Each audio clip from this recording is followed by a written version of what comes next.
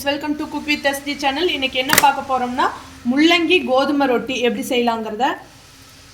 கோதுமை மாவில் ரொட்டி செய்யறதுக்காக நான் வந்து ஒரு 3 கரண்டி மாவு எடுத்து வச்சுருக்கேன். கோதுமை மாவு, முள்ளங்கி வந்து 2 முள்ளங்கி வந்து துருவி எடுத்துருக்கோம். பெரிய வெங்காயம் 4 பெரிய வெங்காயம் ஸ்லைஸாக கட் பண்ணி எடுத்து வச்சுருக்கு. பச்சை மிளகா வந்து ஒரு 5 மிளகா எடுத்துருக்கு. கருவேப்பிலை, கொத்தமல்லி தழை. இப்போ வந்து நம்ம வந்து முள்ளங்கி துருவி எடுத்துருக்கோம். அதை வந்து நம்ம வடச்சட்டியில் போட்டு அதோட தண்ணி வந்து ட்ரைனஸ் ஆகணும். அது வந்து பச்சை வாசம் போக வரைக்கும் லைட்டாக இது பண்ணிக்கலாம். இப்போ வந்து நம்ம முள்ளங்கியை இது பண்ணிக்கலாம். தண்ணி இது வந்து ட்ரையாக பண்ணி எடுத்துக்கலாம். முள்ளங்கி வந்து தண்ணி விடுறாங்காட்டிக்கு நம்ம கொஞ்சமாக வறுத்து இந்த மாதிரி இது பண்ணி எடுத்துக்கலாம்.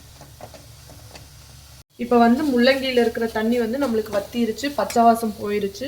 இதை ஒரு 5 நிமிஷம் ஆற வச்சு எடுத்துக்கலாம். மாவுக்கு வந்து கொஞ்சம் சால்ட், உப்பு, கட் பண்ணி வச்சுருக்கிற பெரிய வெங்காயம், பச்சை மிளகா, கருவேப்பிலை, கொத்தமல்லி தழை இதெல்லாமே ஆட் பண்ணிக்கலாம். இப்போ முள்ளங்கி ஆறிடுச்சு. அடுத்து இப்போ எல்லாத்தையும் போட்டுட்டோம். இதை வந்து சும்மா தண்ணி ஃபஸ்ட்டு ஊற்றாமல் சும்மா பெரட்டி எடுத்துக்கலாம். இப்போ வந்து நம்ம மாவு வந்து நம்ம வெங்காயம், முள்ளங்கி, கொத்தமல்லி தழை எல்லாத்தையும் நம்ம மிக்ஸ் பண்ணிட்டோம். அடுத்து வந்து தண்ணி ஊற்றி பிசைஞ்சு எடுத்துக்கலாம்.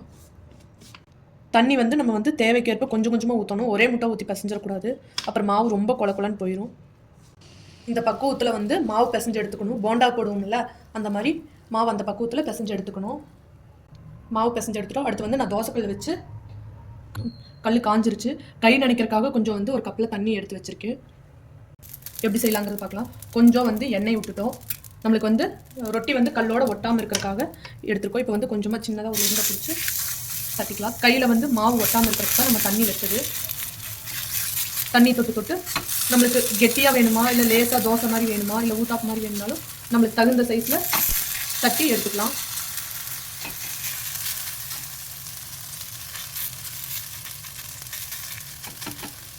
இப்போ வந்து ஒரு சைடு வெந்துருச்சு. அடுத்து திருப்பி போட்டு இன்னொரு சைடு வச்சுக்கலாம். கொஞ்சமாக லைட்டாக எண்ணெய் ஊற்றி வேவிக்கலாம்.